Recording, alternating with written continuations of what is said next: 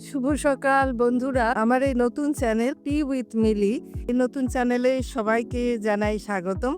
এই চ্যানেলটা আসলে আমার জীবনের গল্পে তোমার সঙ্গে যে চ্যানেলটি, ওটা ডেইলি ব্লগ, সেটাও ঠিক নিয়মিত আমি আপলোড করতে পারি না, নানান রকম ঝামেলার কারণে। যাই হোক, তো এদিকে গল্প করা, আড্ডা মারা, সবাইকে একটু গায়ে পড়ে জ্ঞান দেওয়া, এইসবের তো স্বভাবটা কিছুতেই আর ত্যাগ করতে পারি না। তো মনে মনে করে অস্থির হয়ে উঠছিলাম। তো ভাবলাম যে একটা পথ খুঁজে বের করতেই হবে। তাই টি উইথ মিলি, এই আমার নতুন চ্যানেলটি আজ থেকে পথ চলা শুরু হলো তোমাদের সঙ্গে নিয়ে, তোমাদের সঙ্গে শুধু নির্ভেজাল আড্ডা দেবার জন্যে। টি উইথ মিলি।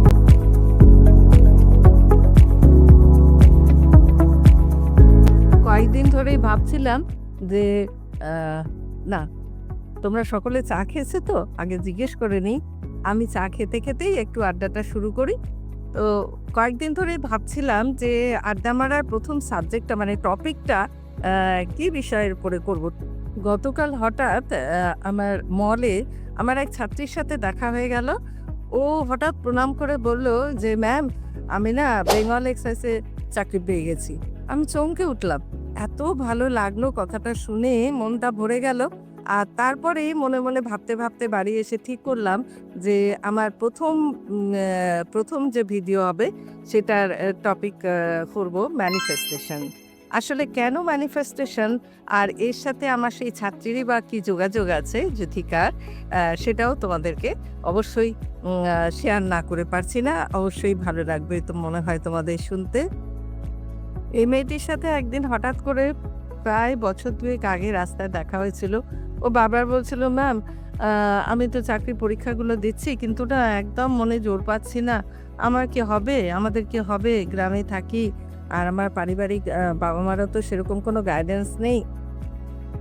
আসলে ম্যানিফেস্টেশন, এই যে ভাবা, এই যে কল্পনা করা, নিজের মধ্যে যদি সেটা ফিল করা যায় যে আমি এটা হয়ে গেছি, আমি কার ড্রাইভ করে আমি অফিস যাচ্ছি, এটাকে এইভাবে যদি অনুভূতির মধ্যে আনতে পারে এবং বারবার যদি এটা স্বপ্ন দেখে, তাহলে কিন্তু সেটা সফল হবেই। অন্তত পক্ষে ও তো চাকরিটা পেয়েছে।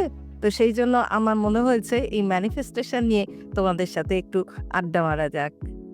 পড়াশোনাই বলো আর যেকোনো একটা কাজ বলো, যদি আমরা মন দিয়ে সেটাকে পরিশ্রম করি, সেই কাজটাকে সফল করার জন্য করার চেষ্টা করি এবং ভীষণভাবে সেটার প্রতি যদি আমাদের তীব্র আকাঙ্ক্ষা থাকে, তাহলে সেই কাজ দেখবে অবশ্যই সফল হয়। আর সেটাই হচ্ছে ম্যানিফেস্টেশন। অর্থাৎ যেকোনো জিনিসকে একাগ্রভাবে নিজের ভেতরে ভীষণভাবে প্রতিজ্ঞাবদ্ধ হয়ে যদি করার চেষ্টা করা হয়, তার মধ্যে পরিশ্রম থাকবেই। আর সবাই জানে যে পরিশ্রম করলে ফল ফলে। সেই ফলটাকে, পরিশ্রমের ফলটাকে অ্যাসিওর করার জন্য আমরা কি করতে পারি? ম্যানিফেস্টেশন করতে পারি এবং ম্যানিফেস্টেশনের পথে সেটাকে আমরা অবশ্যই সফল করে তুলতে পারি। সূর্যের দিকে তাকিয়ে প্রণাম করে যে দেবতাকে ভালোবাসে তার নাম করতে পারে, সূর্যদেবের উদ্দেশ্যেও বলতে পারে, গোটা বিশ্ব ব্রহ্মাণ্ডের উদ্দেশ্যে বলবে যে আমি আন্তরিকভাবে কৃতজ্ঞ, আমি আন্তরিকভাবে ধন্যবাদ জানাই এই পৃথিবীকে, এই বিশ্ব ব্রহ্মাণ্ডকে, এই ইউনিভার্সকে, যে আমাকে সে এত সুখী করেছে, এত খুশি করেছে। আমি আজকে ডাক্তার হয়েছি, আমাকে এই ডাক্তার বানিয়েছে এই বিশ্ব পৃথিবী, আমাকে ইঞ্জিনিয়ার বানিয়েছে এই বিশ্ব পৃথিবী, এই ইউনিভার্স। আমি যা হতে চেয়েছিলাম সেটাই আমাকে করেছে। সেই জন্য করেছে এটা বলতে হবে, করবে এটা নয়। কিন্তু আমাকে করে দাও এটা কিন্তু বলা যাবে না, বলতে হবে করেছে। আমি হয়ে গেছি, আমাকে যে করেছো তার জন্য তোমাকে অসংখ্য ধন্যবাদ। তোমাকে আমি অত্যন্ত খুশি মনে, আমি প্রচণ্ড খুশি। আমি সেই খুশি মনে তোমাকে কৃতজ্ঞতা জানাচ্ছি, তোমাকে ধন্যবাদ জানাই। হে পৃথিবী, আমার ধন্যবাদ গ্রহণ করো।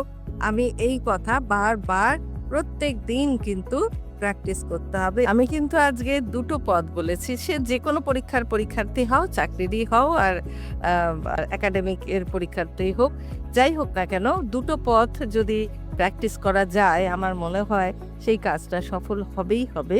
তা তো আমি বললামই বারবার, নিজেকে ফিল করা, নিজের ভেতরে সেখানে ডুবে যাওয়া, অর্থাৎ এমনভাবে বারবার ভাবতে হবে যে সাবকনশিয়াস মাইন্ড যেন সেটাকে ধরে নেয় যে এটাই সত্যি। হ্যাঁ, তুমি এটাই হয়েছো।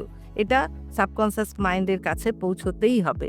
আর ২য় নাম্বার হচ্ছে যে আমি যেটা বলেছি যে দিনে সকালে একবার আর রাতে ঘুমোতে যাওয়ার আগে একবার খাতার মধ্যে ৭ বার হোক ৯ বার হোক যার যতটা এনার্জি থাকবে সেই অনুযায়ী সে লিখবে সে কি হতে চায়।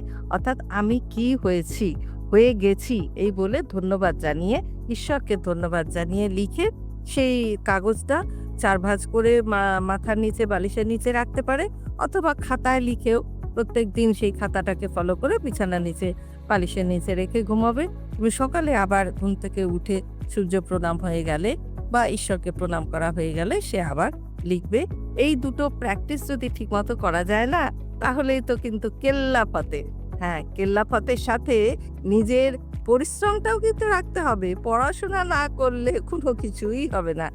পরিশ্রম করতে হবে, তার সাথে এই পথ যদি অনুসরণ করা যায় এবং মনটাকে সবসময় কৃতজ্ঞ রাখতে হবে।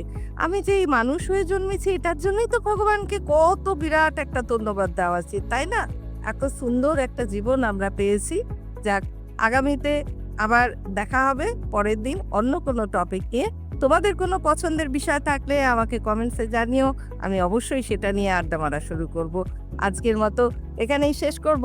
অবশ্যই তোমরা কিন্তু আমার সঙ্গে থাকার চেষ্টা করো। এটাই আমার অনুরোধ রইল।